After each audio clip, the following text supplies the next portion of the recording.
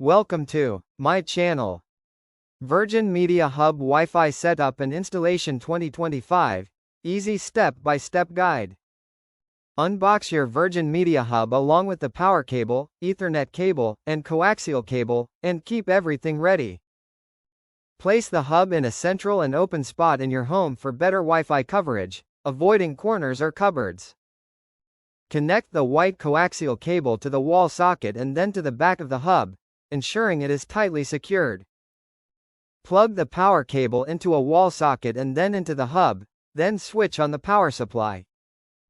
Wait 5 to 10 minutes while the hub boots up. The lights will stabilize once it is ready to use. If you prefer a wired connection, connect the yellow Ethernet cable from the hub to your computer or laptop. Check the sticker on the bottom or back of the hub to find your default Wi-Fi network name and password. On your phone, laptop, or TV, go to Wi-Fi settings, select your hub's network, and enter the password to connect.